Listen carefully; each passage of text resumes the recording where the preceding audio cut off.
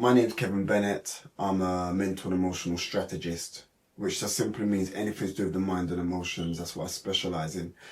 Since 2010, I believe.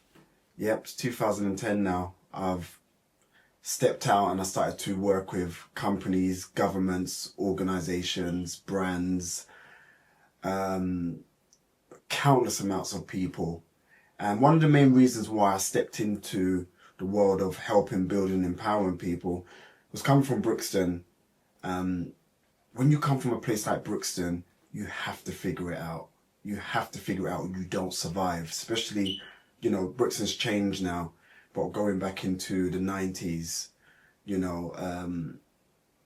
was a war zone to some extent. We had many people that went through so much trauma. Even with myself as well, I was stabbed on 4 different occasions and resuscitated one of those times. And I had a brother that was shot and murdered, and I've had many other friends that died and all the rest of it. But what was interesting about that is when you grow up in like an estate, right? And it really just kind of dawned on me over the years that when you grow up into an estate, you live on top of trauma, you live below trauma, you live beside trauma. There's always trauma surrounding you, because that's what estates do.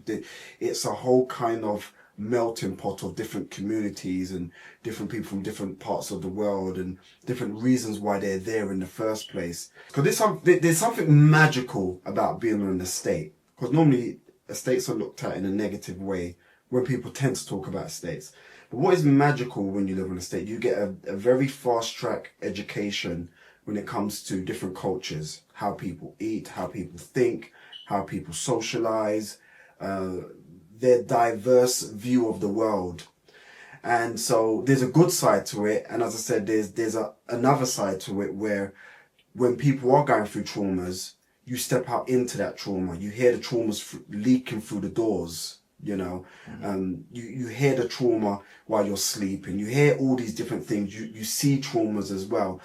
And so in one hand, you get a fast track education when it comes to what the world looks like in one small environment.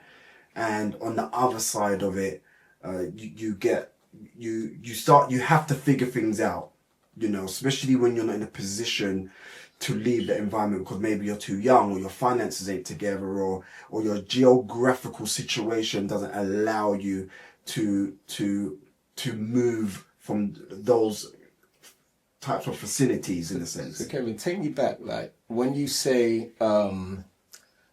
give me a kind of age that all these things were swarming through your head. What type of age range are we talking about here that you're absorbing all this information from your environment?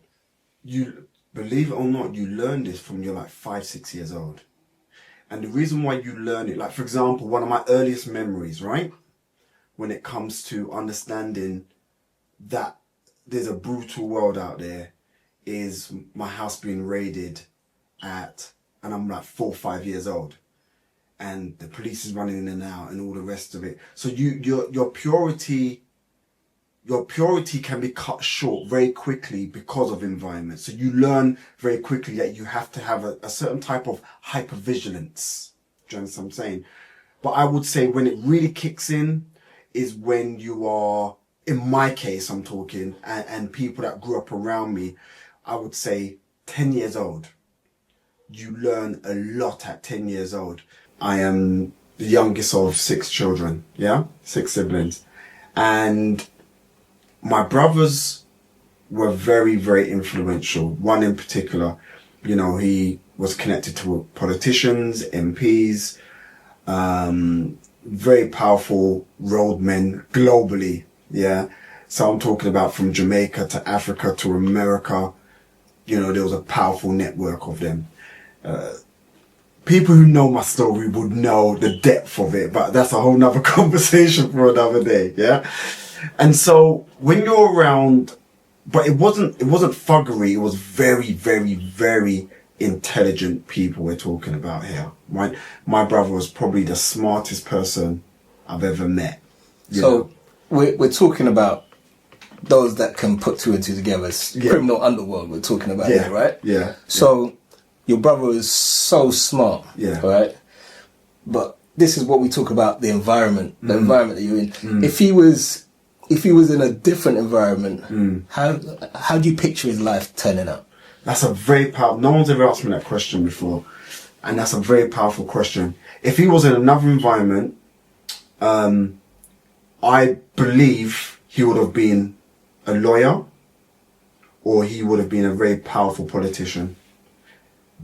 Definitely, no doubt. And I'll tell you the reason why I say that, right?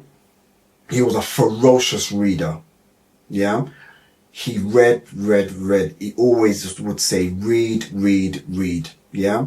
He probably read about a book a week. Yeah? One after another, reading. And I'm talking about thick books. He was well educated. He knew how to conduct himself. He used to always wear suits. And he knew the art of negotiation.